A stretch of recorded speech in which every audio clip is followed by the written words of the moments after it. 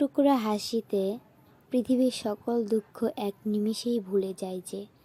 আসসালামু আলাইকুম, কেমন আছেন সবাই? আশা করি যে যেখানে আছেন অনেক ভালো আছেন। আলহামদুলিল্লাহ আমরাও ভালো আছি।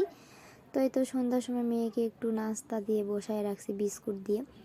আর এই যে টিনগুলো দেখতেছেন, এই টিনগুলো নতুন আজকে কিনে আনা হয়েছে। এই টিনগুলো দিয়েই আর কি কাজ করা হবে। এটা শুধু টিন না, এখানে অনেক কষ্ট উপার্জন করা টাকার ঘাম ঝরানো টাকা দিয়ে টিনগুলো কেনা।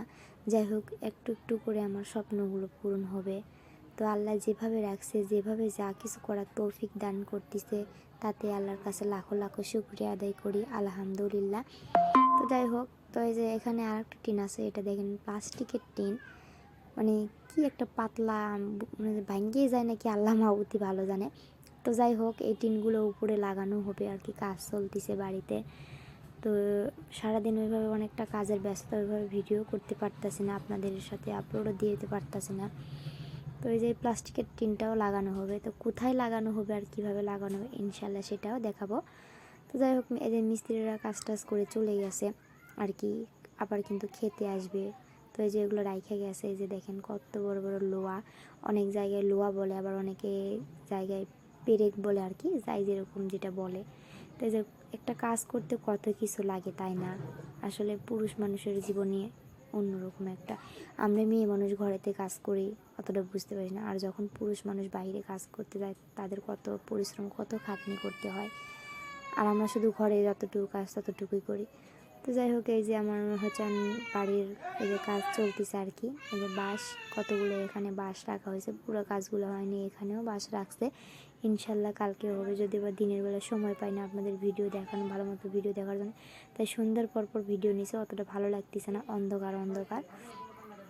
তো যাই হোক, তারপরে চলে আসলাম নিচে আসার পরে এই যে আমি হচ্ছে একটু, আজকে যেহেতু আমাদের হালখাতার দাওয়াত ছিল, তো সেখান থেকে জুলাপি পাঠাইয়া দিছে আর কি। তো ভাবলাম বসে বসে জুলাপি খাই। জুলাপিগুলো কিন্তু আর কি গরম মশমশা আর কি, আমার কাছে কিন্তু এই গরম মশমশাটাই খাইতে ভালো লাগে।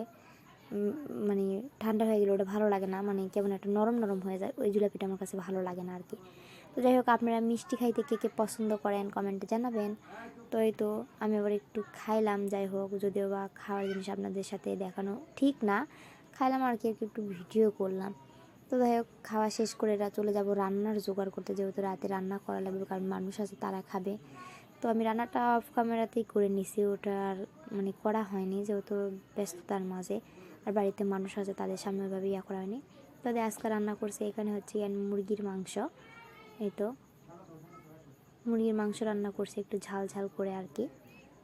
তো আর একটা মুরগির মাংস রান্নতেছি, এটা হচ্ছে ব্রয়লার মুরগি, আর এটা হচ্ছে আপনার কক মুরগি আর কি। এটাই দিয়ে আলু দিয়ে রান্না করছি। তো রান্নাটা কেমন হয়েছে সেটাও কিন্তু আপনারা কমেন্টে জানাবেন।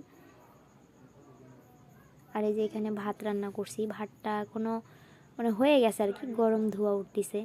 আর এখানে যে পোলাও রান্না করা হয়েছে, সাদা বিরিয়ানি আর কি। আর এখানে ছিল আলুর ঘাটি, খুব পছন্দের একটা তরকারি।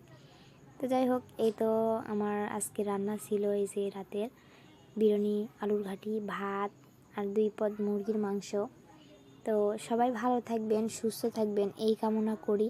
ইনশাল্লাহ আমার ভিডিওটা ভালো লাগলে লাইক, কমেন্ট এবং একটা সাবস্ক্রাইব করে আমার পাশে থাকবেন। ইনশাল্লাহ আমি আপনাদের ভালোবাসা দিয়ে পাশে থাকব। সবাই ভালো থাকবেন।